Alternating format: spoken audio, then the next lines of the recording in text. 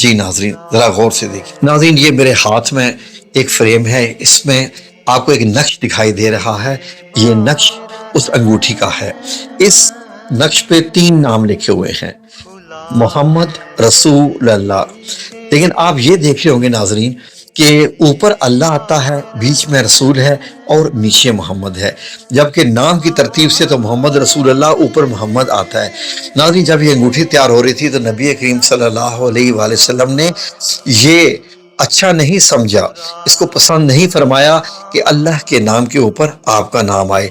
तो आपने ऊपर अल्लाह का नाम रखा, नीचे रसूल और सबसे नीचे मोहम्मद, यानी नीचे से ऊपर की तरफ पढ़ते हैं मोहम्मद रसूल अल्लाह, ताकि अल्लाह का नाम ऊपर रहे। एक दो खतूत भी हैं जिनका मैं आपको ये स्क्रीनशॉट दिखा रहा हूँ, जो कि आप सल्लल्लाहु अलैहि वसल्लम के लिखवाए हुए खतूत हैं बादशाहों को। उन पे आपको इस अंगूठी का नक्श मिलता है। नाज़रीन, ये अंगूठी कहाँ गई? ये अंगूठी किधर गई? अंगूठी हो रसूलुल्लाह सल्लल्लाहु अलैहि वसल्लम की और वो गायब हो जाए, कहीं चली जाए, खो जाए, कहाँ गई आखिरकार? उस अंगूठी की तो जाहिर है कि बहुत हिफाजत होनी चाहिए थी। आए आपको इस अंगूठी का किस्सा बताते हैं कि ये अंगूठी कहाँ गई। इसके लिए नाजरीन हमें एक कुएं का जिक्र करना पड़ेगा, जिस कुएं का नाम है बैरे अरीस।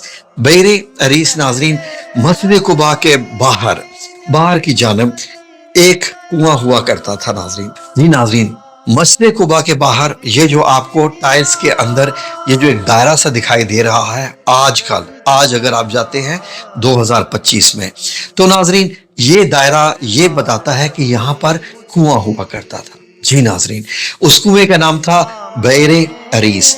अरीस एक यहूदी का नाम था जिसका ये कुआं था। उसके बाद इस कुएं का नाम बैर नबी पड़ा और फिर बैर खातिम भी पड़ा। बैर खातिम यानी खातिम किस चीज को कहते हैं? जी नाजरीन, मोहर को, यानी जो मोहर लगती है अंगूठी, क्योंकि अब वो अंगूठी आपकी मोहर थी जो आप खत्म पे लगाते थे, तो इसलिए इसका नाम बैर खातिम पड़ गया। तो नाजरीन, इस कुएं में ये बैर खातिम क्यों पड़ा? क्या अंगूठी का इस कुएं का क्या ताल्लुक है? आए आपको आगे वीडियो में बताते हैं, जरा गौर से सुनिए, हमारे साथ ही रहिए। नाज़रीन, हजरत अबू मूसा अशरी रजी अल्लाह अन्हु फरमाते हैं कि नबी करीम सल्लल्लाहु अलैहि वसल्लम कुएं की मुंडेर पर बैठ गए, जो कुएं की दीवार होती है पत्थरों की चारों तरफ, और आपने जो टांगे हैं अपनी कुएं के अंदर की तरफ कर ली, वहां पर लटका ली और पिंडलियां भी थोड़ी सी खोल ली। नाज़रीन, हजरत अबू मूसा अशरी फरमाते हैं कि इतने में दस्तक हुई तो मैंने दरवाजा खोला, तो मैंने पूछा कौन? आवाज आई अबू बकर सिद्दीक। तो मैंने उनसे कहा कि थोड़ा सा यहाँ इंतजार कीजिए, मैं नबी करीम सल्लल्लाहु अलैहि वसल्लम को आगाह करता हूँ। हजरत अबू मूसा अशरी कहते हैं कि मैं गया नबी करीम सल्लल्लाहु अलैहि वसल्लम के पास और उनसे फरमाया कि अबू बकर रजी अल्लाह अन्हु आए हैं और इजाज़त चाहते हैं।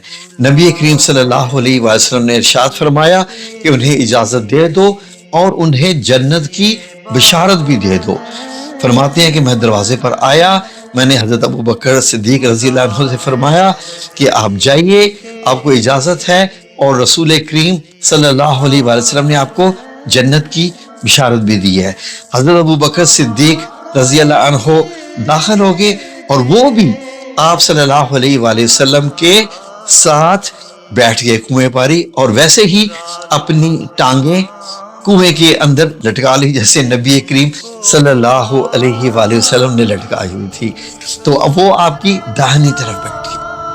हजरत अबू मूसा अशरी फरमाते हैं कि अब मैं वापस आ गया, फिर दरवाजे पर बैठ गया, दस्तक हुई और दस्तक के बाद मैंने जब दरवाजा खोला तो मैंने पूछा कौन? आवाज आई उमर बिन खत्ताब। तो कहते हैं मैंने उनसे पूछा हजरत उमर बिन खत्ताब रज़ी अल्लाह अन्हु से कि आप यहीं पर ठहरिए, मैं नबी करीम सल्लल्लाहु अलैहि वसल्लम से इजाजत लेके आता हूँ। तो फिर मैंने हजरत सल्लल्लाहु अलैहि वसल्लम को जाकर बताया कि उमर बिन खत्ताब आए हैं, इजाजत चाहते हैं। आप सल्लल्लाहु अलैहि वसल्लम ने इरशाद फरमाया कि उनको आने की इजाजत है और उनको जन्नत की बिशारत दे दो। फरमाते हैं कि मैंने जाके उन्हें बताया हजरत उमर बिन खत्ताब रजी अल्लाह अन्हु को कि आपको आने की इजाजत है और आपको जन्नत की बशारत है। حضرت عمر بن خطاب رضی اللہ عنہ بھی تشریف لائے اور اسی کنویں پر ویسے ہی کنویں کے اندر ٹانگیں لٹکا کر نبی کریم صلی اللہ علیہ وسلم کی طرح بائیں طرف ہو کر بیٹھ گئے اور پنڈلیوں کو کھول دیا. اب تینوں نبی کریم صلی اللہ علیہ وسلم بیٹھے ہوئے ہیں اور ایک ہی انداز ہے. تو ناظرین ٹانگیں کنویں کے اندر ہیں اور ٹانگیں لٹکائے ہوئے ہیں. اتنے میں دروازے پہ دستک ہوئی اور حضرت ابو موسیٰ اشعری دروازے پر پہنچے اور پوچھا کون؟ آواز آئی عثمان بن عفان رضی اللہ عنہ. تو ناظرین حضرت ابو موسیٰ اشعری نے فرمایا کہ آپ انتظار کیجئے، میں نبی کریم صلی اللہ علیہ وآلہ وسلم کو آگاہ کرتا ہوں.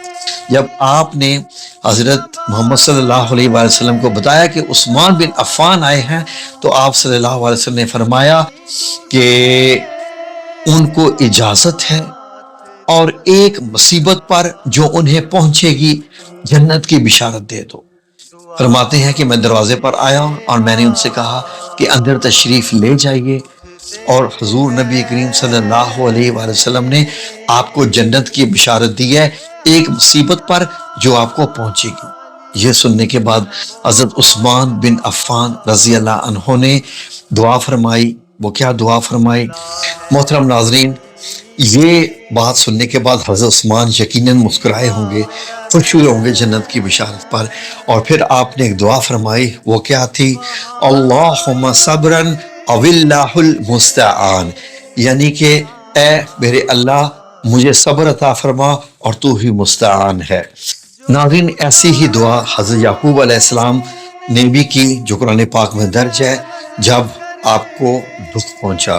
اور پھر حضرت عائشہ صدیقہ رضی اللہ عنہا نے بھی یہی دعا پڑھی جب واقعہ افک ہوا.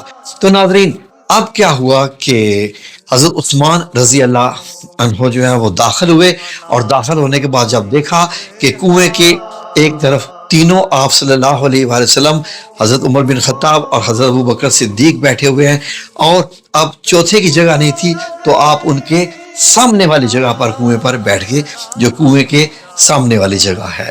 تو ناظرین وہیں پر بیٹھے رہے. بات انگوٹھی کی ہو رہی تھی. تو اب یہ ہے کہ یہ انگوٹھی جس پہ محمد رسول اللہ صلی اللہ علیہ وسلم لکھا ہوا تھا، آپ صلی اللہ علیہ وسلم نے دنیا سے پردہ فرمانے سے پہلے یہ انگوٹھی حضرت عائشہ صدیقہ رضی اللہ عنہا کے سپرد کر دی تھی.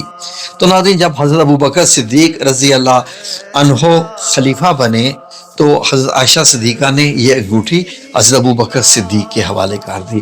پھر اس کے بعد جب حضرت ابو بکر صدیق رضی اللہ عنہ کے وصال کا وقت آیا تو آپ نے یہ انگوٹھی حضرت عائشہ رضی اللہ عنہا کو دے دی تھی اور فرمایا تھا کہ میرے بعد جو خلیفہ بنے اس کو دے دینا. تو یہ انگوٹھی پھر حضرت عمر بن خطاب رضی اللہ عنہ کو ملی. جب حضرت عمر بن خطاب رضی اللہ عنہ کے وصال کا وقت آیا تو اس کے بعد آپ نے یہ انگوٹھی اپنی بیٹی حضرت حفصہ رضی اللہ عنہا کے سپرد کی اور فرمایا کہ میرے بعد جو بھی خلیفہ بنے یہ ان کو دے دینا. تو اس کے بعد حضرت عثمان بن عفان رضی اللہ عنہ خلیفہ بنے تو یہ ان کو مل گئی. حضرت عثمان بن عفان رضی اللہ عنہ کے پاس یہ تقریباً روایات میں ہے کہ 6 سال تک رہی. ناظرین ایک بار کیا ہوا کہ حضرت عثمان بن عفان اسی کنویں پہ، یہی جو کنواں بیر عریس ہے، یہیں بیٹھے ہوئے تھے اور وہ وقت یاد کر رہے ہوں گے یقیناً کہ جب نبی کریم صلی اللہ علیہ وآلہ وسلم کے سامنے بیٹھے تھے وہ وقت یاد کر رہے تھے. ظاہر ہے کہ ناظرین آپ سب کا ساتھ صحابہ کرام کے ساتھ کیسا تھا. تو ناظرین انگوٹھی آپ کے ہاتھ سے گر گئی اور کنویں میں گر گئی. ناظرین یہ کنویں میں گری کہ حضرت عثمان بن عفان بہت پریشان ہو گئے. ایسے پریشان ہوئے کہ صحابہ کرام کو لگا دیا کہ ان انگوٹھی کسی بھی قیمت پہ نکالیے. کتنا پانی نکالا، کتنا پانی نکالا، کنواں کھدتا گیا اتنا کہ اور بہت گہرا ہو گیا. پانی بھی سارا نکال دیا لیکن ناظرین وہ انگوٹھی نہ ملی. یقیناً اللہ رب العزت کی اس میں کوئی نہ کوئی حکمت تھی جو انگوٹھی نہیں ملی. ناظرین 1900 تک یہ کنواں ایسے ہی تھا